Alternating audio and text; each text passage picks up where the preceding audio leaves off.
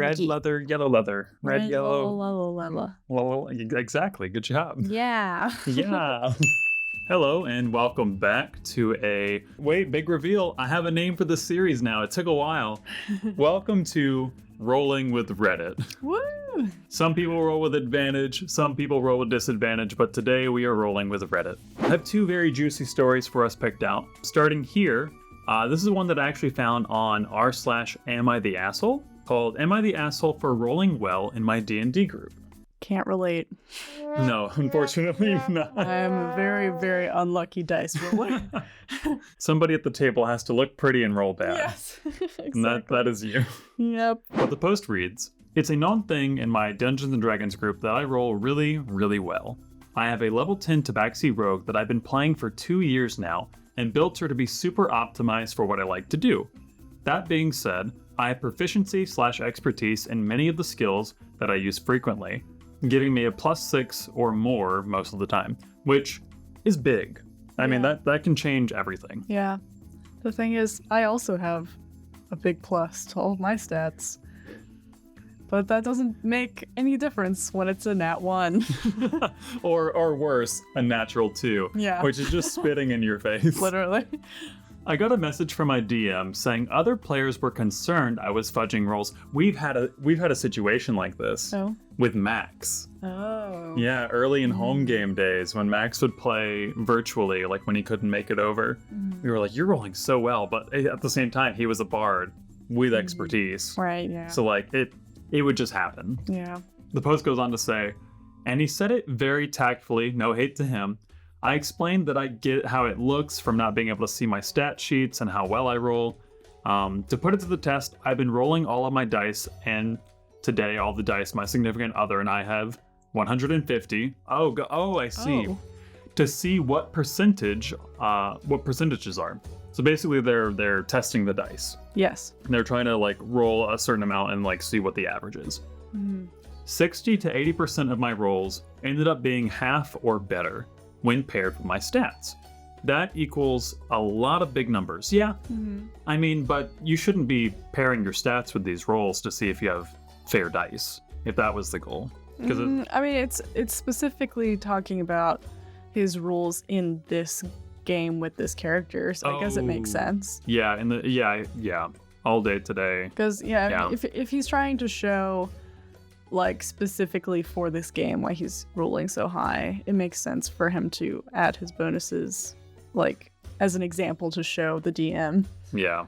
It's coming to the table and going, look, like with these stats, I rolled over 150 dice. They're all in my favor. Yeah. That makes sense. Yeah. While I understand what it looks like, I'm very annoyed that this player didn't come to me directly and wanted to go through our DM. We all went to college together and are great friends, so it feels like a little stab in the back that they felt they couldn't come to me with. I mean, that could just be you reading into it, personally, right? Yeah, I mean, I don't think it's, something to take personally. Yeah. I feel like they're coming at it from a mindset of like, this was, I'm being attacked, where I don't think that was necessarily the goal of the player in mind. They're just trying to make sure everything's fair. As a little angry response, I want to share a photo of the 150 dice I rolled to prove I don't cheat. Would that make me an asshole? No. No, I think putting like your proof on the table is like... fine, yeah. Yeah. There's an edit to this story. Okay. Edit. I do not use weighted dice or any kind of rolling pattern. Someone else in the group another person in the group bought me a set of dice I use most from a seller online. I'm seeing a lot of suggestions to let everyone see my rolls. 1, we play online because we are divided by states. 2, we always show our faces or have our maps or something on the main screen. So I'm not buying a second camera to be able to project my rolls to everyone. My boyfriend is there when I play and he can vouch for me. That's fair. Yeah. And also for anyone who's like in the comments here who are probably going to say, use a virtual dice roller. Those things suck. I said it. D&D Beyond, you suck. Yeah, it's true. I'm calling shots. The post goes on to say, I'm also seeing a lot of people saying that I should do whatever they ask. They didn't give me any suggestions because my DM believes me and was acting on someone else's behalf. The photo was a bad idea, but I'm not sure what else to do. I also don't tend to use many other skills that I'm not proficient or have expertise in, not because I'm trying to be OP'd, but because I have a lot of them, which 12 for my background, class, level, and downtime. And it makes sense that my character wouldn't use the other ones. She's dumb and grew up in the streets, so she's not gonna be the one to make an Arcana check. Right. And I mean, I can respect that because it gives other people with those skills a chance to, use them. Exactly. And, shine.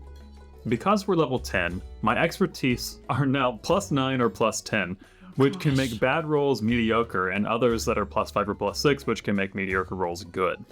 Yeah, I mean, with rogues and bards, those expertises, they stack up, and they definitely do their job. The dice rolling was something I started for fun, just to see if the probability reigns true, and it doesn't because it's all chance. The 150 dice that I rolled are not all my own, and have been rolled multiple times for the same result, 10 to 20% max, 20 to 40% almost max, and 60 to 80% or half or better. My boyfriend suggested sending the photo after watching me roll every single one of them.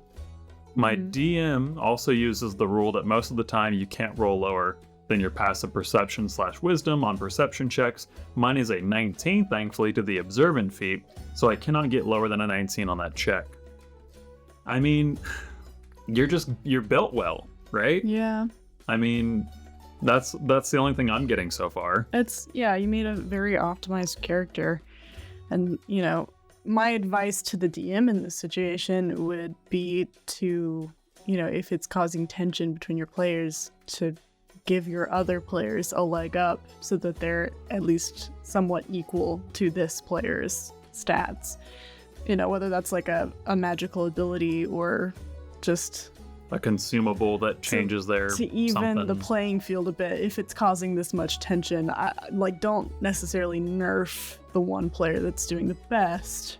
Yeah. Because this is always going to be a possibility of something that could happen, and you don't want to punish somebody for making a good character. No, you'd rather raise other people up. I definitely agree. Yeah.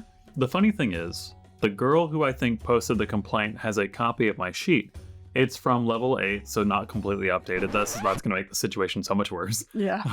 But I don't think any of my stats have changed other than hit points and damage dice because I got flaming short swords from defeating somebody. Okay, I mean, yeah. But still, your old level 8 character sheet is not going to reflect your expertise and your, proficiency bonus, which with expertise comes in, you're talking an extra +2 or +4 sometimes, depending on how many levels have jumped. The other thing is, if there's still tension after evening the playing field, if people are still accusing this person of cheating, you could also instate a rule where everyone has to send photos of their rolls.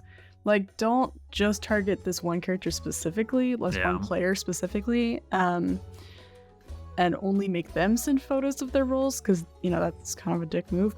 But if people are having an issue with it, be okay, well then, if this is really an issue for everyone has to send pictures of their rolls from now on in a group chat or something. Yeah, and I have a feeling everybody's going to get really tired of doing that. Yeah, real quick. And then you're going to go right back to your old way. I feel eventually people are going to be okay, this was dumb. Yeah. Yeah, they're going to get over it eventually. The post concludes, and for everyone saying that it's not how statistics work or I didn't have a big enough sample size, I rolled 1,252 dice in total from a few different groupings, mine 55 dice, unused dice 150 total, and my significant other for 176 total. And I got 62 to 78% of advantage in a positive roll. That's if crazy. You flip a coin 100 times, it never seems to equal 50% heads and 50% tails. Strange how statistics don't actually work in real life. No, they don't. Yeah. There is actually a verdict on this post. Oh. I don't know people if they've said that this person is an asshole or not the asshole. What do you think? I don't think that this person's the asshole. No, like I said, I think they just have a very optimized character. Mm-hmm. And I don't think that that's necessarily their fault. No, I definitely agree. Yeah. But we would be in the minority. Oh, really? Because this person was ranked as an asshole. All right. It's so weird. That's weird. I want to jump into these comments. So the first comment, the top comment, is by... Oh, I'm sorry. I didn't say who this post is by. By the way, this post is by username metallic_rain. Love that username, by the way. Cool. But the top comment here by Jimmy Legs 50. You roll really well. Sorry, that's not how probability works. This person's an asshole. You're not magic. You're not gifted by the gods with the power of lucky rolls. The dice don't know who you are, and they don't give you boosted numbers because you're special. Anyone rolling a fair d20 will have an equal chance of rolling the numbers 1 through 20 every time. We have proof right here that that's not true. In the opposite favor, maybe Metallic Rain has all of your luck. Maybe That's why you roll so bad. Metallic Maybe you Rain, beat up Metallic I think Rain. we should kiss and like transfer some luck back and forth so that we equal out.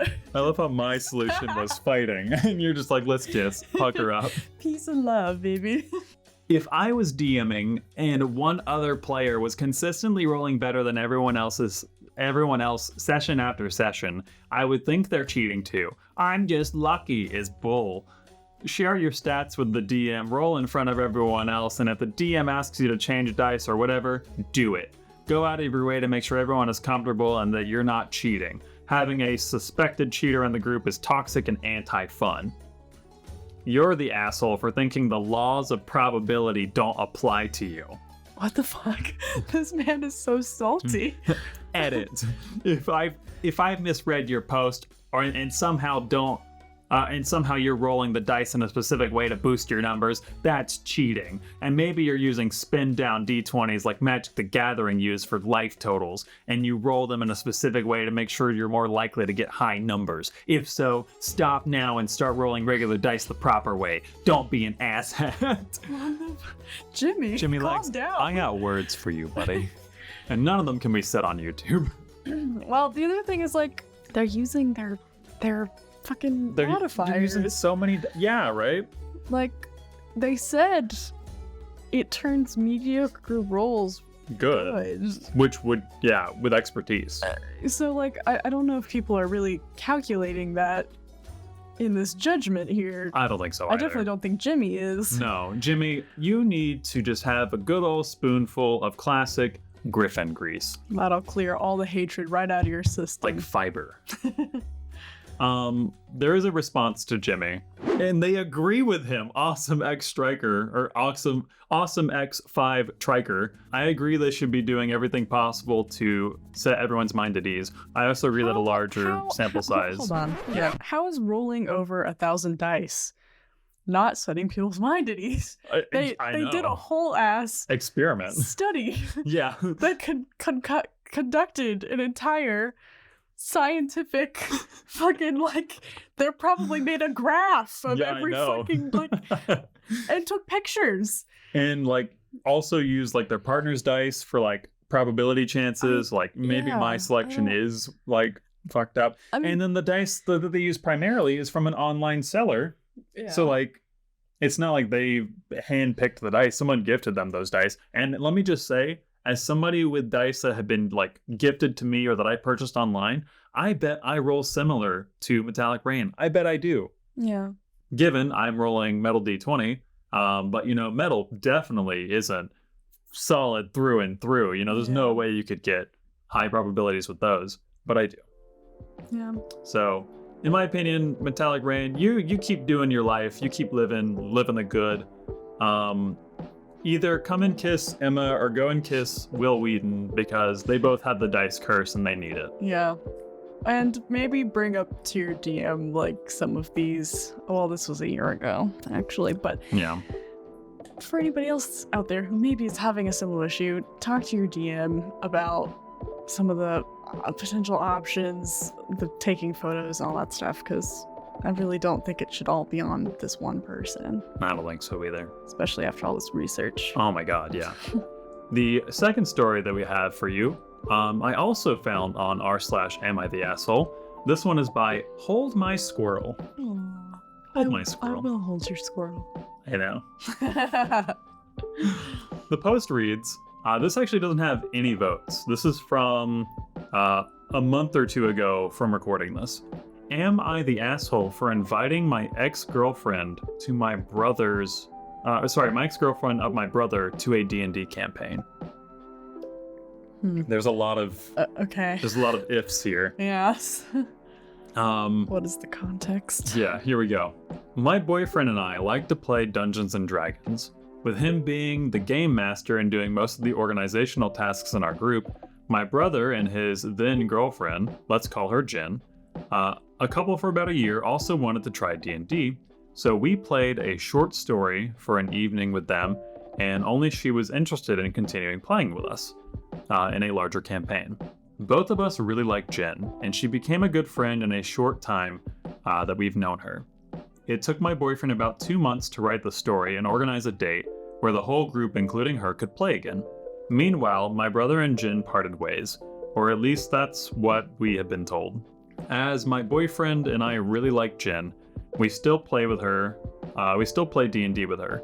Today, my family called me out of the blue to tell me what an asshole move it was to invite Jen to our home, and that I am only thinking about myself and not the feelings of my brother. I then learned that they are not quite separated yet and see each other to maybe save their relationship, and he really struggles with that. Okay. It's not a concluded thing. There's like relationship tension here. Okay. But OP didn't know that. Yeah. The post goes on to say, and Jen told him that she's going to play D&D with us. According to my family, it is a huge problem if I continue this friendship with Jen, as long as I don't intend to save their relationship in the meantime with quote-unquote girl talk and stuff. I'm definitely not inclined to intervene in my brother's situation, as I don't think I'm in the position to do so, and they are definitely old enough to sort out the relationship stuff on their own. So am I the asshole for not wanting to end a friendship with an ex-girlfriend of my brother, only because my brother and family? I would say that they're not an asshole for wanting to continue the friendship. I would probably say if the family and the brother have voiced discomfort with Jen coming over to play D&D, that if possible, maybe they should go to someone else's houses and do it. Mm-hmm. Just because, you know, those kind of like really weird relationship dynamics can become even more emphasized when it's like in your own home, like you can't escape it. Mm-hmm. I don't know. I think it's weird that the family came to the original poster instead of her brother. Yeah. This was a tough one, man. Yeah. It really depends on like a lot of factors. Like, I don't know, how close are you to your family? How close are you to your brother? Did your brother do something shitty in this relationship? Did she? Yeah. Like, there's a lot of things that aren't disclosed here. how much do you care about your brother's comfortability? Yeah. Yeah, there are some comments here. Maybe we can get some clarification.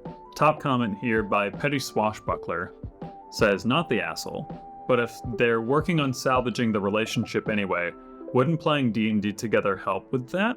A lot of D&D puzzles and battles require players to work cooperatively anyway, and roleplay can be good for expressing things that you're not comfortable directly saying.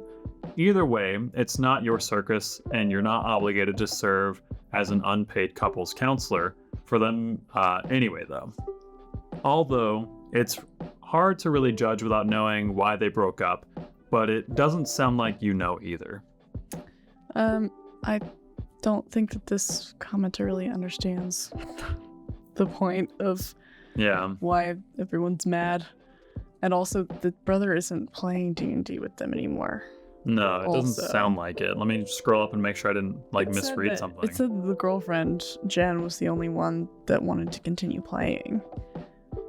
So there would definitely be no couples counseling or role-playing or anything involved.